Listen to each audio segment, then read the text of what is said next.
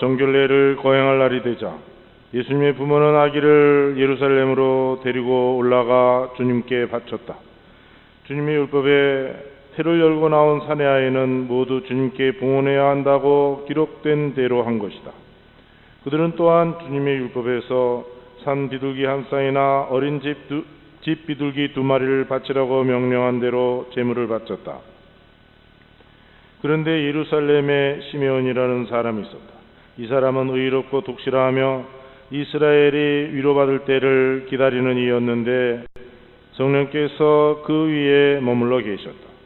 성령께서는 그에게 주님의 그리스도를 뵙기 전에는 죽지 않으리라고 알려주셨다. 그가 성령에 이끌려 성전으로 들어갔다.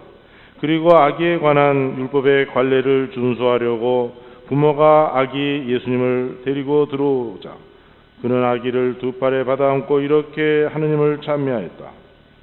주님이 이제야 말씀하신 대로 당신 종을 평화로이 떠나게 해 주셨습니다. 제 눈이 당신의 구원을 본 것입니다. 이는 당신께서 모든 민족들 앞에서 마련하신 것으로 다른 민족들에게는 계시에 비치며 당신 백성 이스라엘에게는 영광입니다. 주님의 말씀입니다.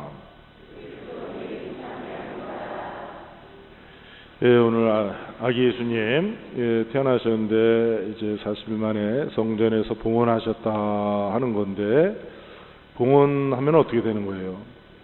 여러분들 헌금 봉헌, 주님 앞에 봉헌한다 그러면은 내 소유에서 떠나는 거 아니에요. 그게 또 아까워질 수도 있을 것 같아요. 보면은 뭐 전화 여러분이나 하여튼 봉헌하면은 이제 내 거 아닌 것이죠. 하느님 거다. 교회 봉헌하니까 교회 거다. 그렇게 되는 것처럼 주님께 봉헌하니까 하느님께, 예수님은 하느님의 것이다. 그렇게 선언하는 것이죠. 어떻게 보면은 당연한 거 아니겠습니까? 이분은 하느님의 아드님이신데 하느님 아버지께 자기를 봉헌하는 것이죠. 하느님 아버지의 것입니다. 나의 것은 다 아버지의 것이요 아버지 것은 다 나의 것이다. 이렇게 예수님께서 요한복음 17장에서도 기도도 하셨습니다. 그러니까 내 것이란 어떤 것이냐? 여러분의 건 뭐가 있어요? 자녀들 아니에요. 자녀들 내 것. 남의 자식은 거들떠도 안 보잖아요. 내 거, 내 자식. 그러니까 어떻게 합니까? 다 쏟아붓잖아요. 모든 것을 다 쏟아붓지 않습니까? 목숨까지도 다 갖다 바칠 정도로. 그러니까 성부 하느님 아버지와 아드님과의 관계도 봉헌을 통해서 아드님은 아버지의 것입니다. 그럼 아버지 것이 다 내 거가 되는 거 아니에요. 내 것도 다 아버지의 것이 되는 것이고, 자 이제 우리도 하느님께 우리 자신을 봉헌해야 된다. 왜? 우리는 하느님의 아들, 딸 아닙니까? 세례를 통해서 예수님과 하나가 되고 우리도 예수님처럼 하느님의 아들, 딸이 되지 않았느냐. 우리가 하느님 아버지의 것이다. 왜? 하느님 아들, 딸이니까. 여러분들도 자녀들에게 모든 것을 다 내줄 건데 하느님 아버지께서 우리에게 다 내주지 않겠는가. 십자가에서 보는 것처럼 하느님 따님인 우리를 위해서 하느님의 생명을 우리에게 바치셨잖아요. 바쳤어. 주셨잖아. 그래서 내가 선물을 받았지 않습니까? 정말 예수님의 봉헌 안에 또 우리들의 봉헌이 있는 것이죠. 결국 우리가 하느님께 자신을 바치면 바칠수록 하느님께서 우리에게 모든 것을 주신다는 것을 우리가 깨닫게 되는 거 아니냐. 하여튼 예수님께서 유대교의 율법을 따랐습니다. 지금 생각하면 유대교 율법이 뭐가 그렇게 중요합니까? 그러나 예수님께서 이 세상에 한 인간으로 오실 때 어딘가에 속해야죠. 그러니까 이스라엘 사람이 되었고 이스라엘 법을 따랐습니다. 곧 인간이 되신 것이죠. 우리 대한민국 사람으로서 한국의 문화 안에서 살아가는 것처럼 예수님이 바로 이스라엘의 종교 문화를 따라서 살았습니다. 거기에 비둘기 2마리를 바쳤다고 하는데 레위기 구약성경 12장에 보면은 돈이 있는 사람은 어린 양을 갖다 바치고 돈이 없는 사람은 비둘기 2마리를 갖다 바치고, 그러니까 예수님은 가난한 집 출신으로서 가난하게 비둘기 2마리를 부모님이 바쳤습니다. 그러고 나서 이렇게 보면은 예수님은 태어날 때도 가난하게 태어나셨어요. 봉헌할 때도 가난한 집 부모님 안에서 비둘기 2마리 갖다 바치고, 예수님은 나자렛 사람입니다. 30년 동안 나자렛에서 살았어요. 가난한 사람이에요.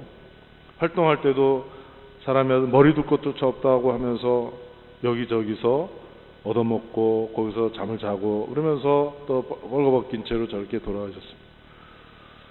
제가 이걸 이렇게 보면서 저도 부끄러웠어요. 어린 시절에 우리가 가난하구나 하는 것을 어떤 때는 굉장히 부끄럽게 여긴 적도 있었고, 또 그래서 부모님한테 투덜거린 적도 있었던 제가 좀 부끄러운 모습인데, 그러나 복음은 그렇게 얘기하고 있지 않다.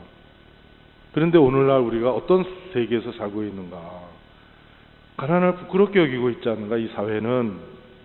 그런데 우리의 주님, 우리의 복음은 그렇지 않다고 얘기하지 않습니까? 예수님께서 어떤 때는 가난한 사람은 행복하다 이렇게 얘기하셨어요. 그래서 세속의 문화와 우리와 전혀 다릅니다. 그래서 우리가 이것을 굉장히 조심해야 되겠다는 생각이 들고요. 하여튼 종교 문화를 따라서 인간이 되신 예수님의 모습을 보는데, 우리 교회는 오늘 신약 성경의 히브리서를 우리에게 들려줍니다. 아주 아름다운 말씀인데 제가 다시 좀 일부분을 다시 읽겠습니다. 자녀들이 피와 살을 나누었듯이 예수님께서도 그들과 함께 피와 살을 나누어 가셨습니다. 그것은 죽음의 권능을 쥐고 있는 자 곧 악마를 당신의 죽음으로 파멸시키시고 죽음의 공포 때문에 한평생 종살이에 얽매여 있는 이들을 풀어주시려는 것이었습니다. 그렇기 때문에 그분께서는 모든 점에서 형제들과 같아지셔야 했습니다. 그분께서는 고난을 겪으시면서 유혹을 받으셨기 때문에 유혹을 받는 이들을 도와주실 수가 있습니다. 예수님 하느님의 아들이신데 우리와 마찬가지로 피와 살을 나눴다. 우리 동기간 같은 부모 밑에 형제간들 막 싸우고 그러면서 지내지만 부모로부터 피와 살을 얻은 거 아니겠습니까? 이제 하느님께서 인간이 되셨는데 우리와 마찬가지로 인간의 살과 피를 나누어 가셨다. 인간이면은 죽어야죠. 그러니까 이렇게 죽기까지 하셨지 않았냐. 우리 모두 죽음을 두려워합니다. 그런데 자신의 죽음을 통해서 바로 그 죽음을 파멸시켜 버리신 분, 그 두려움을 두려워하고 있는 우리를 그 죽음의 종살이에서 풀어주신 것이다. 하나님께서 인간이 되시고 이렇게 종교 문화에까지도 함께 따라와서 하시는데, 그러나 그 안에 담겨 있는 것은 하나님 아버지께 봉헌하는 것이고 하나님 아버지께 모든 것을 드리면서 하나님 아버지께로부터 모든 것을 받는 것. 그러면서 우리에게도 우리의 봉헌, 끊임없이 우리가 봉헌하도록 초대받고 있는 것인데, 바로 봉헌을 통해서 오히려 하나님의 모든 것을 우리가 돌려받지 않는가. 그리고 또 이분이 누구신가. 다시 한번 교회는 이분은 우리와 마찬가지로 같은 살과 피를 갖고 죽음도 겪고 또 유혹을 받고, 우리가 똑같이 40일 동안 배가 고팠기 때문에 그 마귀의 유혹을 받고 이 돌이 빵이 되게 해봐라 하는 그 유혹을 받으면서 유혹을 이겨내셨고, 또 십자가 밑에서 병사들이 네가 하나님의 아들이거든 내려와봐라 나도 믿겠다, 그 유혹을 이겨냈습니다. 그래서 숨을 거뒀을 때 백인대장이 이 사람이야말로 정말 하나님의 아들이었구나. 이분은 죽음을 통해서 하나님의 아들의 길을 꿋꿋이 가시고 그래서 부활하시면서 우리를 하나님의 아들 딸이 되게 해주셨습니다.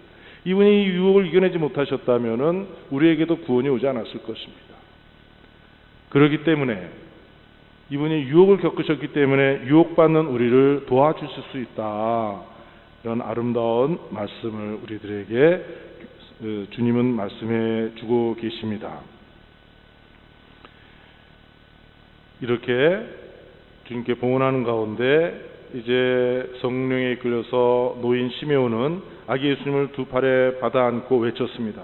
주님, 이제야 말씀하신 대로 당신 종을 평화로이 떠나게 해주셨습니다. 우리에게 익숙한 요한 바오로 2세 교황님 돌아가셔서 이제 성인이 되셨는데, 마지막에 돌아가시기 전에 마지막에 이 성경 말씀을 이렇게 외우시면서 돌아가셨다는 얘기를 듣고, 저도 죽을 때 이렇게 이 말씀을 제가 외우면서 주님께 모든 것을 맡기고 그러면서 저의 마지막 시간을 보내고 싶은데 그렇게 되기를 바랍니다. 하여튼 그러고 나서 제 눈이 당신의 구원을 본 것입니다. 구원. 인간은 구원받아야 되는 존재라는 걸 지금 이 코로나 바이러스, 우한 폐렴이라고 하는 이것 통해서도 우리가 볼 수 있죠. 속수무책이잖아요, 지금. 어떻게. 우리 성당에 마스크 좀 사가지고 부재 소품 시장이라도 좀 가자 했더니 마스크를 살 수가 없어요. 그 아무것도 아닌 마스크를 살 수가 없어요, 지금. 그럼 들어오는데 세정제, 손 소독하는 그거라도 좀 갖다 놓자. 돈이 나서 지금 살 수가 없어요. 아무것도 우리가 할 수 없어요, 지금. 자, 어처구니 없는 일들이 이렇게 우리 가운데 이루어지고 있습니다. 무슨 구원은 무슨 너무 구원이야. 그냥 내가 내 노력으로 살지. 그렇지 않다는 것이 우리는 너무나 뚜렷이 보고 있지 않습니까?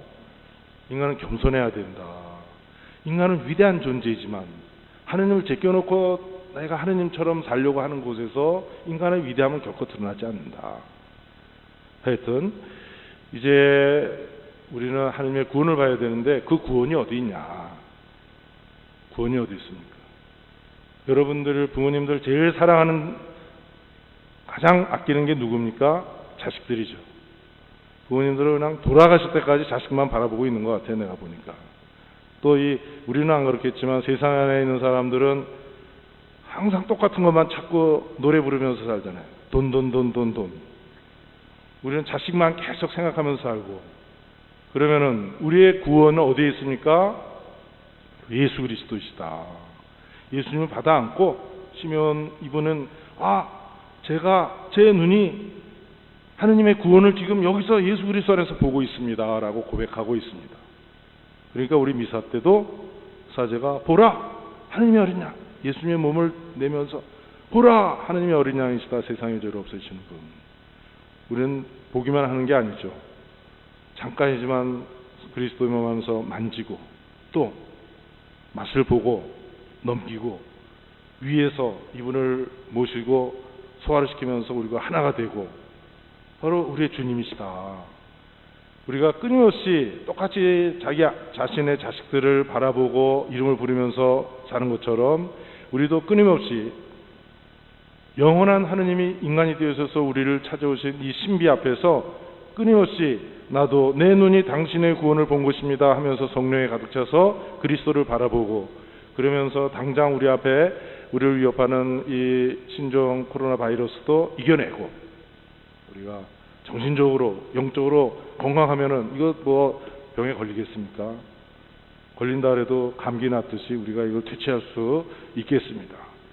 이 자리에서 우리가 그리스도에 대한 신앙을 더 견고히 하고, 그래서 바이러스뿐만 아니라 우리의 참된 가치의 삶을 위협하는 여러 가지 그 병적인 그 병균과 같은 그러한 악의 요소를 우리가 물리치면서 건강한 삶, 영원히 건강한 삶, 참된 사랑과 생명 안에서 살아가도록 합시다.